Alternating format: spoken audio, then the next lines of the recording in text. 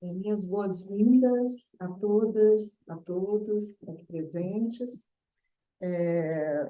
Antes de tudo, quero agradecer às queridas colegas Patrícia Vieira, Verônica Policarpo, pelo convite que me fizeram para proferir esta palestra no Instituto de Ciências Sociais da Universidade de Lisboa. Eu digo que é uma grande alegria poder estar aqui e compartilhar com vocês parte da minha pesquisa sobre o que chamo de zooliteratura. E, claro, celebrar também o Dia Nacional do Animal. Bom, como epígrafe desta minha apresentação, resolvi evocar um texto extraído do livro Ideias para Adiar o Fim do Mundo, de Ailton Krenak. Trata-se de uma obra, em que o grande líder indígena aborda, por vias críticas e poéticas, a construção secular da noção de humanidade. Ele lamenta que os humanos estejam destruindo a natureza de uma forma indefensável, resgata as potências do sonho, tomado por ele como um caminho de aprendizado, de autoconhecimento sobre a vida, e defende o exercício da imaginação como um antídoto contra a mercantilização do mundo. A vida, nesse caso, quer dizer, quando ele fala do autoconhecimento sobre a vida, e a vida, nesse caso, compreendida no seu sentido mais amplo, assentado na ideia de coexistência de todas as formas de vida. Então, aqui está o trecho que serve como epígrafe. Já que a natureza está sendo assaltada de uma maneira tão indefensável, vamos, pelo menos, ser capazes de manter nossas visões, nossas poéticas sobre a existência. Ailton Krenak. Isso, cabe comentar ainda, porque as visões poéticas podem contribuir para a reinvenção do mundo natural, com todos os viventes que a habitam. Bom, feito esse prólogo, inicio a minha exposição sobre animais amazônicos na literatura brasileira com um rol de definições. Vamos lá. Aracu é um peixe fluvial de boca pequena, dentição forte, que se alimenta de matéria vegetal e de animais em decomposição. Baiacu, um peixe capaz de inflar a barriga quando fora d'água ou para boiar e fugir à perseguição dos inimigos. O cará se caracteriza por cuidar da prole, chegando a esconder os alevinos na boca quando ameaçado.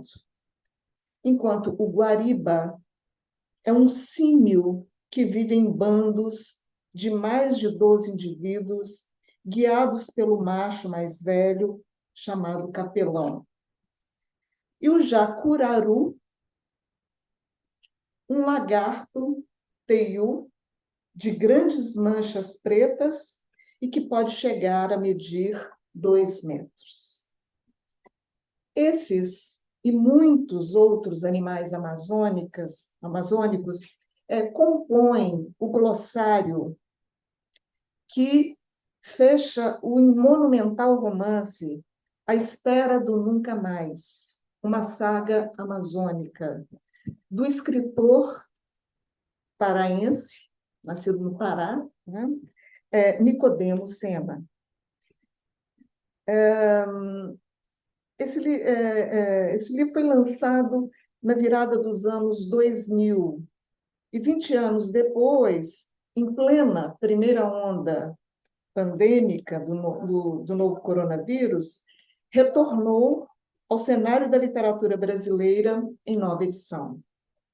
Suas mais de 1000 páginas, voltadas para o embate entre as culturas originárias da região e as que lá se instalaram pela força da colonização, urbanização e devastação, centram-se no período que vai da década de 1950 até o fim da ditadura militar brasileira, quando, como bem resumiu a escritora Olga Savary, cito, os valores de uma sociedade industrial tentam engolir qual uma cobra grande engole na narrativa um pequeno sapo, a sociedade autóctone e arcaica do caboclo desta região majestosa e vilipendiada. Fecha aspas. Vale acrescentar que o autor, nascido em Santarém, em 1958, arrola e define 123 palavras de origem indígena usadas ao longo das páginas do romance. Aliás, a própria Olga Savary, também do Pará, levou para poemas e contos muitos animais da fauna brasileira, bem como referências culturais da Amazônia, sobretudo no livro Anima Animalis, publicado em 1998, que inclui 9 poemas sobre animais brasileiros, com ilustrações do artista Marcelo Frazão. O beija-flor, o bode, o cavalo, o jacaré, o lobo-guará, o peixe, o sapo, o tamanduá, o touro e o urubu compõem esse animalário conciso, com predominância de haikais, no qual foram incluídas ainda versões em espanhol, finlandês, francês, inglês e italiano de todos os textos. O ponto de vista animal atravessa todo o conjunto, ora com fins metafóricos, ora para afirmar os saberes e atributos dos viventes não humanos, como é o caso do haikai intitulado Lobo-Guará, que eu cito. De meu alvo esperto, de longe nem chego perto, desconfiado e alerta. Mais longo que os demais, o poema Jacaré, além de sustentar a singularidade do animal, conferindo-lhe uma voz própria, ainda que os seus dizeres sejam o que a poeta pressupõe que ele falaria se dominasse a linguagem verbal, insere-o no seu habitat, com evocações de rios da região norte, além de outros espaços geográficos onde a espécie vive, né, como atesta este fragmento. É um poema mais longo, e eu selecionei um trechinho que diz assim: Jacaré, jacaré de rio, do rio Amazonas e seus afluentes, ao Paracatuba do belo Pará, faço tremer o chão sob os vários pés. Rujo igual leão, urro como touro. Desafio a luta, tudo quanto é macho. Sobrevivo às eras no sul da América do Norte, no norte da América do Sul e ao longo do vale do rio chinês Yangtze. Fecha aspas. Hoje, na passagem da primeira para a segunda décadas do século XXI, entretanto, muitos dos seres não humanos, animais e vegetais, que atravessam a ficção de cena e a poesia de Savary, encontram-se em extremo perigo. Assim como os povos indígenas e as comunidades ribeirinhas, ameaçadas ou exterminadas pela violência de garimpeiros, madeireiros, fazendeiros do agronegócio, grandes corporações capitalistas e instituições governamentais. A isso se somam ainda a urbanização irregular de áreas naturais, o progressivo desaparecimento das pequenas comunidades rurais, o tráfico de animais silvestres, a caça ilegal, os incêndios programados e outras práticas predatórias que põem em risco a sobrevivência desses viventes. Para não mencionar o uso indiscriminado de agrotóxicos proibidos em outros países e as condições cruéis em que vivem e morrem os animais produzidos em granjas e fazendas industriais em nome do agronegócio e da industrialização desenfreada de alimentos. Não apenas na Amazônia, mas em todas as regiões do país, essas ações devastadoras se tornaram, nos últimos anos, um projeto político perverso e criminoso, do que resulta o próprio comprometimento da chamada humanidade. Esta, como afirmou Ailton Krenak, cito, vai sendo descolada de uma maneira absoluta desse organismo vivo que é a Terra. O que torna necessário, mais do que nunca, que mantenhamos nossas subjetividades, nossas poéticas sobre a existência, para que o fim do mundo seja adiado. Nesse cenário que define o nosso presente, não são poucos os autores que têm exercitado suas subjetividades e visões, voltando-se de maneira prismática e inventiva para tais questões em romances, contos, poemas e textos literários híbridos. São escritores que, cientes dos problemas éticos que envolvem a nossa relação com os animais e o mundo natural, assumem a tarefa de manter vivo todo o imaginário mítico e poético que foi construído ao longo dos tempos dentro e em torno da natureza do Brasil, né, sem se furtarem aos contágios das culturas originárias do nosso continente.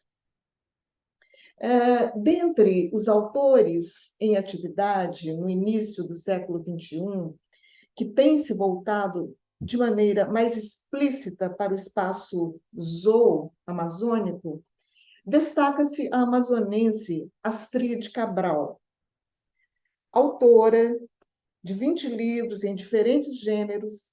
Ela estreou como escritora de ficção em 1963, publicando sua primeira obra de poemas em 1979. Desde então, vem trazendo para sua lírica não apenas animais, como também paisagens e cenários internos e externos de suas vivências no Brasil e outros lugares do mundo, sempre com ênfase na Amazônia, seu topos por excelência, com a grandeza, as minúcias e a complexidade que a constituem. Como observou Patrícia Vieira no ensaio Ética Alimentar, na obra de Astrid Cabral, a poeta, cito, inscreve a existência cotidiana na Amazônia numa matriz cultural que inclui o cânone filosófico ocidental e, ao mesmo tempo, desafia esta mesma tradição de pensamento, justapondo-a a uma visão do mundo em sintonia com as especificidades da natureza da floresta tropical. Fecha aspas. Bichos, árvores, terra, rios, pedras, referências míticas e culturais sobre a floresta e seus povos, atravessam a obra poética da escritora, como também aparecem as hortas, os jardins e os quintais. Isso se potencializa, sobretudo, no livro Visgo da Terra, de 1986, adquirindo peculiaridades zoopoéticas mais contundentes em Jaula, de 2006, também publicado nos Estados Unidos em 2008. No primeiro, o Visgo da Terra, os poemas estão centrados nos visgos da terra e no entrelaçamento de seres, animais e vegetais, mostrando a Amazônia como, cito, um lugar em movimento, feito de formas e volumes, para evocar mais uma vez as palavras de Ailton Krenak. Em Jaula, ela constrói uma coleção de 51 poemas sobre bichos, alojando-os numa jaula de papel, a qual, paradoxalmente, nega a própria ideia de confinamento. Soltos pelas páginas, eles se apresentam aos leitores como seres providos de saberes, afetos, fúrias, dores e encantos. Ou seja, saem do círculo meramente metafórico para serem alçados ao estatuto de sujeitos não humanos, com suas singularidades e interseções com a humanidade. Desse modo, a poeta não apenas os reconhece como alteridades singulares, como também estende uma zona móvel de contato com eles. Entre os bichos que ocupam essa jaula, que desmonta a própria condição de jaula, encontram-se não apenas os que integram o que Borges chamou de jardim zoológico da realidade, como também os que atravessam o imaginário social e pessoal da autora. Dos bois, que não são bois, mas são nomeados bois, a cavalos marinhos, búfalos, calangos, saúvas, traças, diversos peixes, aves e répteis. A fauna do livro evoca passados, traz à tona imagens vívidas de seres em diferentes situações e contextos, incluindo aqueles que jazem em açougues. Cito aqui: o animal de Apouco é músculo, costela, pá, bucho, ossobuco. Restam como fatias, cito, são vítimas da fome dos homens, entre cebolas se rendem. Ou são servidos como iguarias regionais. Vide o irônico poema Tartarugada, no qual a tartaruga despedaçada passa, cito, sua estranha noite do velório de vinha d'alhos no alguidar de barro esmaltado. Quer dizer, todos esses poemas foram analisados de maneira instigante, no já mencionado artigo de Patrícia Vieira, já que ela se detém exatamente nessa questão.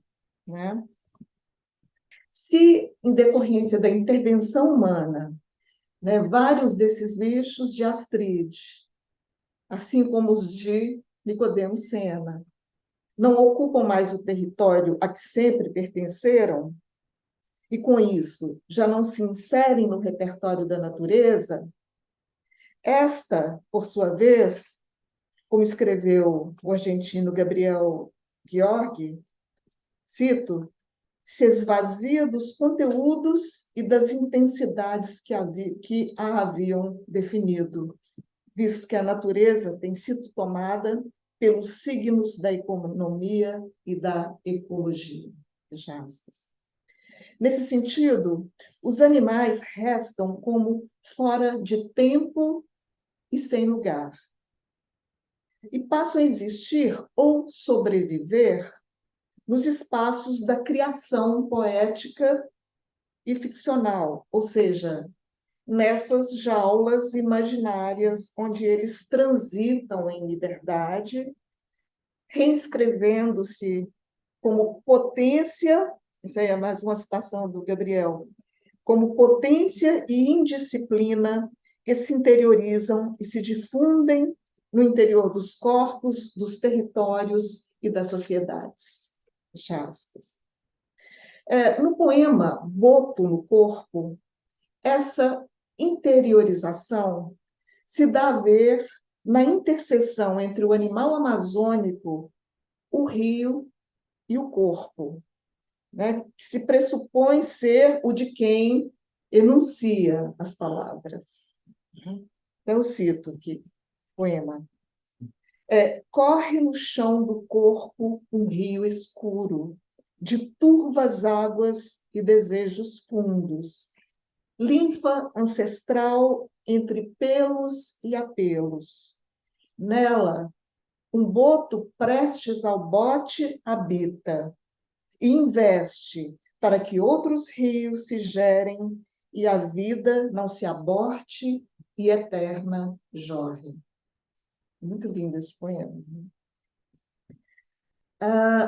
Tal interseção, né, traz à tona, portanto, uma expectativa, a de que o mundo vivo continue a existir, apesar das águas turvas e dos sobressaltos de quem nelas ou delas vive. Para essa permanência da vida, o boto, habitante por excelência dessa paisagem natural que aos poucos vem sendo arruinada, é imprescindível. Assim como são imprescindíveis todos os demais viventes que a integram: animais, árvores, terra, rios, pedras. Outras vias de interseção entre seres humanos e não humanos, aqui incluídos os não animais, são percorridos pela autora no livro, fazendo emergir uma multiplicidade de viventes que não se deixa homogeneizar nos poemas. Isso se mostra, por exemplo, nos versos dos poemas Igarapé de Saúvas, Anfíbia, Penas e Lagartixa. Ademais, né, são vários os poemas em que Astrid, por um processo de identificação com os animais não humanos, exercita a sua própria animalidade, trazendo à tona o que Michel Foucault chamou de, cito, o abafado perigo de uma animalidade em vigília. Isso acontece em Onça Sem Pelo, né? Um outro poema de Astrid, no qual mulher e onça se misturam diante do espelho, né? A exemplo destes versos que vou citar agora. Amoitada em mim, não lhe vejo a cara, só vislumbro no espelho o rastro das patas. Um trechinho só do poema. Trata-se de uma onça que, cito Astrid, se enjaula na caixa dos ossos, né, do corpo da mulher, num processo de incorporação que incide também em outros poemas do livro, como os centrados na serpente e no polvo. Habitar o corpo do animal não humano e se deixar habitar por ele, ao habitar, né, o corpo do animal não humano e deixar-se habitar por ele, Astrid assume, em seu exercício de imaginação, os sentimentos, desejos, vibrações e pensamentos desses outros, convocando todas as espécies, todas as formas de vida à coexistência. E nesse trespassamento de fronteiras, que se aloja na ordem dos sentidos, ou das sensações, ela desestabiliza nossa racionalidade e nos leva também ao reconhecimento de nossa própria animalidade. Outro poema que emerge, o outro poema em que emerge o encontro de uma mulher e um animal, no caso uma serpente, é o Encontro no Jardim, tá? Que tive a oportunidade de analisar mais cuidado num dos capítulos do livro Literatura e Animalidade. E é também objeto de uma primorosa leitura da Patrícia Vieira no seu referido ensaio. O que a poeta registra face a esse encontro com o réptil é, ao invés de terror, né, um sobressalto, mesclado ao asco e a sensação de estranheza. Né? Só um trecho do poema. E esse poema tem uma forma, né, de serpente. A Patrícia discorre sobre isso de forma magnífica, assim, esse movimento da serpente, das palavras como se fossem, compusessem uma serpente, né, na página. Então, olhei-a frente a frente, sua cabeça erguida em talo ou entalada, o colo em sobressalto, sensação de asco me percorrendo inteira, tamanha estranheza de cores e contornos postos em confronto. E rompe, né, desse encontro súbito a revelação de um segredo que as une, né, e que dá cabo do medo. Que ingredientes, que segredo é esse? O veneno e a inaptidão para o voo. Isso aqui as une e que dá cabo do medo. Né? Ambas inquilinas do mesmo solo, ambas coincidentes no tempo, diz a autora. E nesse reconhecimento da afinidade, a mulher toca a serpente fraternalmente, sem nojo, e se confunde com ela numa espécie de devir animal. Essa passagem acaba por remeter-me a Clarice Lispector também, né?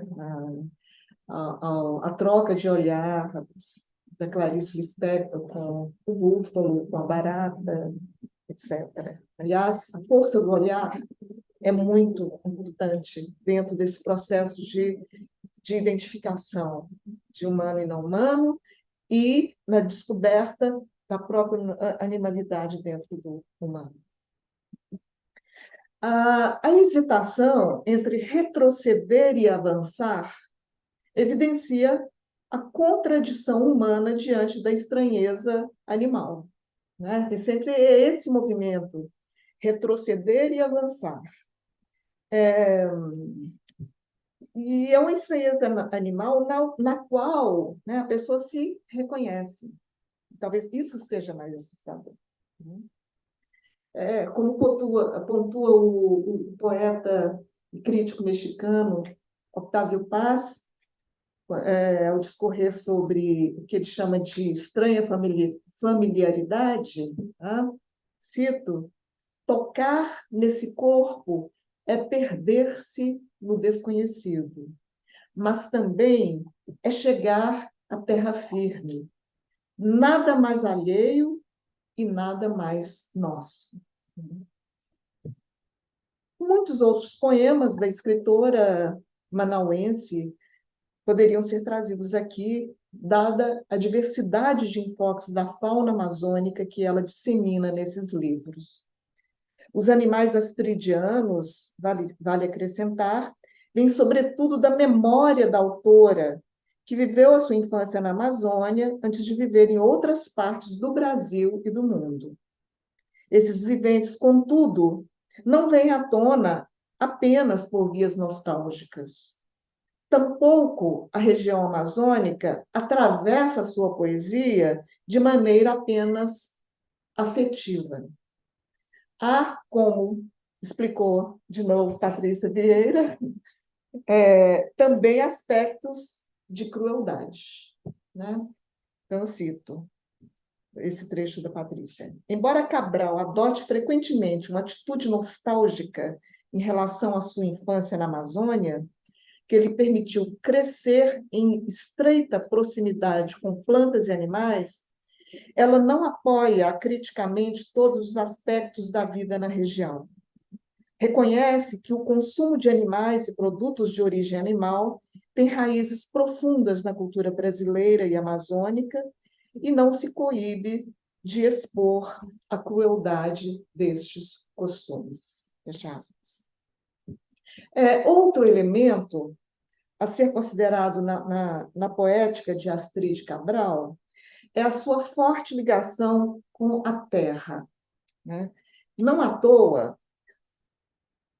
o seu livro, já mencionado aqui, tem como título exatamente O Visgo da Terra, né? E apresenta a região amazônica como um território, né? Como um território, um lugar onde, onde na infância da poeta, né, a vida latejava no voo avulso de um pássaro, né, nas ginjas e pitangas, nas águas castanhas e fugitivas dos rios, que hoje restam como águas passadas. Mas é a palavra visgo, oferecida por Astrid, que desejo realçar aqui. Segundo os dicionários, visgo, do latim viscum, é o mesmo que visco, termo associado, segundo o dicionário Wise, a qualquer seiva, ou seja, o líquido nutritivo que circula no interior dos vegetais e que nos animais humanos e alguns não humanos se dá a ver como um fluido orgânico aquoso, como o sangue e a linfa, podendo ainda, por derivação metafórica, designar força, vigor e energia física ou mental. Já nos compêndios botânicos, visgo é um arbusto da família das leguminosas que expele uma resina viscosa com folhas em forma de cunha e flores amarelas em inflorescência. Nativo das Guianas e do Brasil, o arbusto é encontrado nos estados do Amazonas e do Mato Grosso do Sul. Visgo, vigor e seiva, portanto, são palavras relacionadas à ideia de vitalidade. E vitalidade, como sabemos, é o que move o mundo natural. A força sem a qual ele adoece e, aos poucos, desaparece. A propósito, uma outra poeta, bem mais nova que Astrid, a carioca Adriana Lisboa, manifestou em um dos seus últimos livros, a que deu o título de O Vivo, a sua inquietude frente à desvitalização do nosso planeta e da própria humanidade. Segundo ela, cito, vassalos que somos, dizem que sapiens, estamos cavando o nosso próprio desaparecimento no caleidoscópio da vida. Hoje, são muitas as evidências concretas dessa desvitalização, sobretudo em terras brasileiras. São muitas as catástrofes ambientais, como eu já mencionei, né, que assolam não apenas a Amazônia, mas também o Cerrado, a Mata Atlântica e outros territórios do Brasil e de outros países vizinhos. Diante de todo esse cenário adverso, não são poucas as vozes literárias que buscam resgatar a vitalidade desses espaços. num movimento de defesa da vida no seu sentido amplo, ou seja, não circunscrito à nossa espécie, mas extensivo a todas as alteridades não humanas. No que tange ainda ao universo amazônico, dois livros publicados recentemente no Brasil vêm atestar esse movimento de resgate, não apenas da vida vegetal e animal, como também das culturas indígenas da região. Trata-se do romance A Viagem de Ulisses pelo Rio Amazonas, de André Gardel, e da coletânea de contos intitulada Ficções Amazônicas, de Aparecida Vilaça e Francisco Vilaça Gaspar. O primeiro, publicado em 2021, possui um enredo bastante inusitado, né, compondo-se de duas viagens que se cruzam. Quais são? Uma realizada há 3.200 anos pelo personagem Ulisses, de Homero, que em suas aventuras pelo mundo chega ao Rio Amazonas e seus arredores florestais, no encontro com indígenas, animais e entidades mitológicas da região. Tá? E a outra viagem, feita por um professor carioca chamado Demódoco Fêmeo, que viaja para o Amapá, na região amazônica, com vistas a escrever um romance sobre a viagem do herói grego pela região. A narrativa, que oscila entre a primeira e a terceira pessoas, fundindo em várias passagens o personagem carioca com o narrador, mescla com doses de humor e erudição figuras mitológicas ameríndias com as da Grécia arcaica, além de fazer remissões a autores como Dante Alighieri e Euclides da Cunha. Esses cruzamentos se dão a ver também nos personagens, que ora humanos, ora animais ou divindades, passam por metamorfoses e hibridações com nítidos influxos do xamanismo ameríndio. A fauna que aparece no livro é variada, vasta e variada. A própria imagem da capa, acho que a Patrícia está com o livro, a própria imagem da capa mostra 3 ariranhas com olhares enigmáticos dentro do rio Amazonas. O que evidencia a importância que esse animal tem dentro do enredo. Aqui, ó. As 3 ariranhas. A importância que esse animal tem dentro do enredo, já que ele é um duplo não humano de Ulisses, que no contexto amazônico do século XXI recebe a designação de Ulissu-ariranha.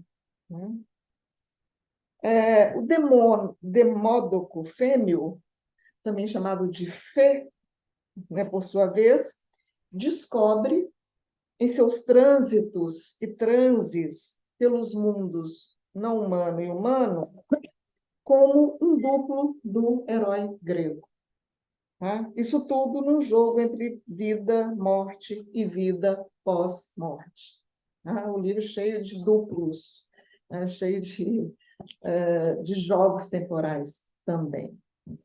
Para quem não conhece o animal ariranha, também conhecido como onça d'água, basta ler a passagem da página 50 do romance, onde Fê vislumbra, a partir do barco em que se encontra, os animais aquáticos em meio aos fluxos do rio e vê enfeitiçado as ariranhas nas águas.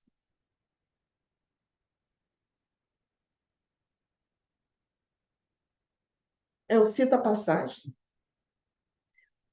Olhos imensos e aguçados para ver no escuro cinza das águas.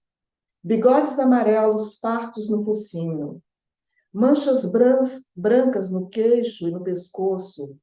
Marcas de suas identidades individuais.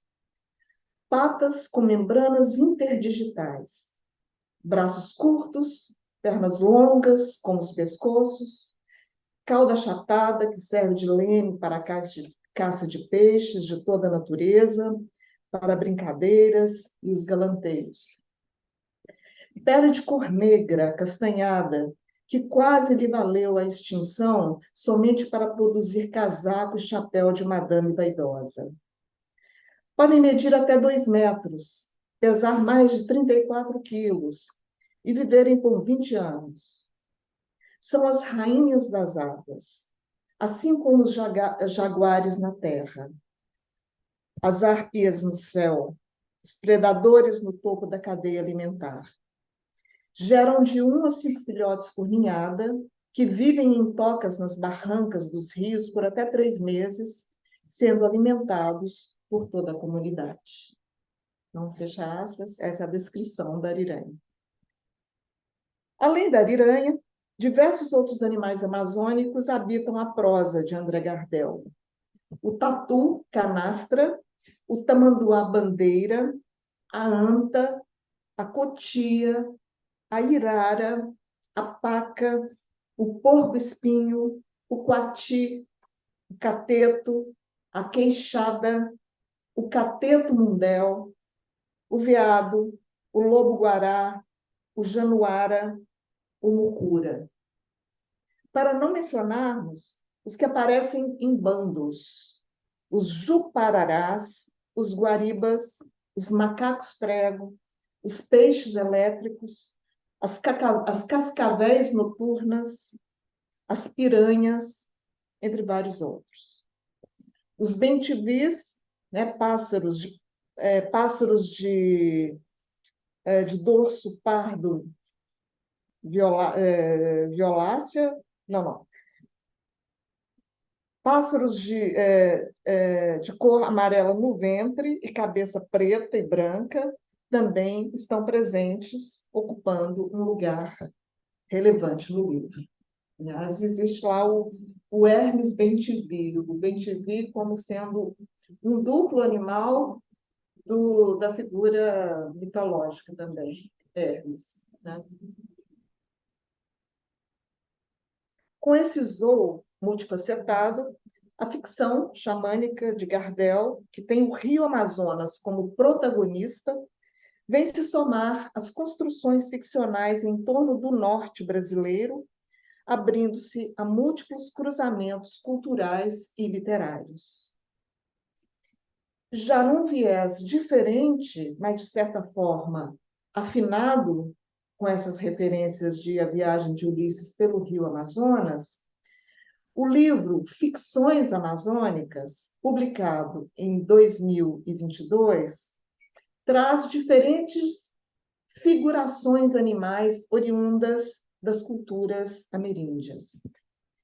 Trata-se de uma coletânea de 11 contos escritos conjuntamente, né, por 2 autores, no caso, a antropóloga Aparecida Vilaça, que há mais de 3 décadas realiza pesquisa de campo entre os integrantes da etnia Vari, em Rondônia, e seu filho Francisco Vilaça Gaspar, doutor em Química e cronista que frequenta aldeias indígenas desde os seus primeiros anos de vida. Baseadas em saberes antropológicos sobre os povos originários, as narrativas trazem à tona histórias mitológicas que remetem cada uma a uma etnia indígena diferente, sem que seus nomes sejam mencionados. Ainda que os povos, né, que inspiraram as ficções não sejam nomeados em cada conto, o último conto do livro, chamado No Rastro de Macunaíma, nós encontramos uma dica, né? de onde eles vivem. Então, a referência assim, aldeias indígenas situadas nos rios Purus, Juruá, Ouro Preto, Negro, Ocaia, Valpés e Catrimani.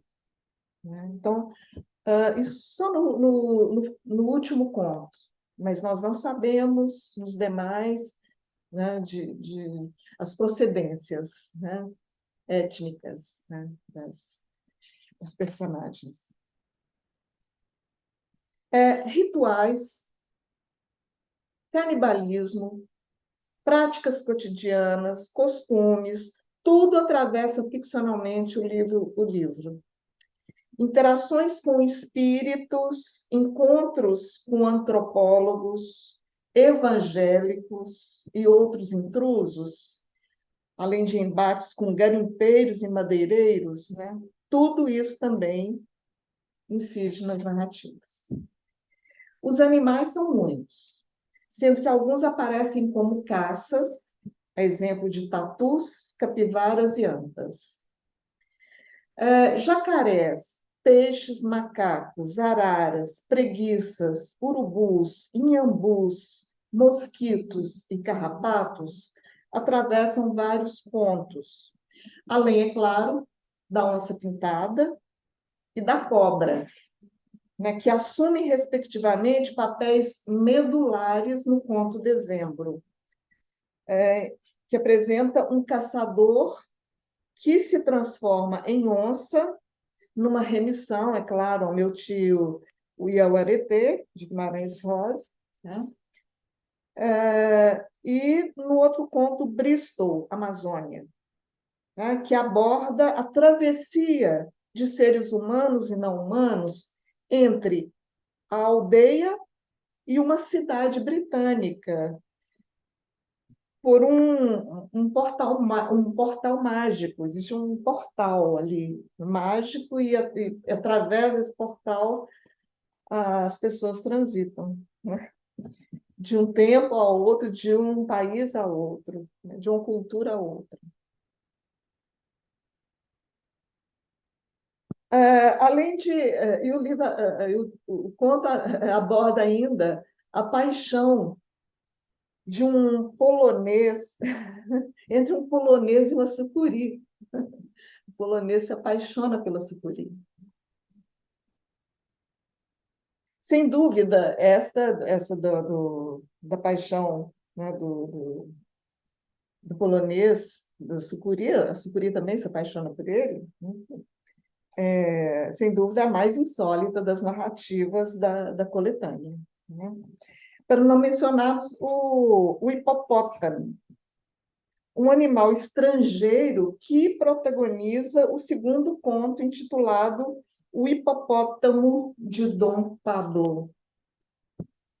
Quer dizer, essa é particularmente uma narrativa centrada em animais não amazônicos, tá? Zebras, rinocerontes, camelos, girafas e gnus, mas que se tornam parte da Amazônia colombiana por terem sido deslocados em navios cargueiros da África para a fazenda do narcotraficante Pablo Escobar, né? E transformada num zoológico exótico. É uma fazenda zoológica, rodeada de hotéis, e esse zoológico rodeado de hotéis.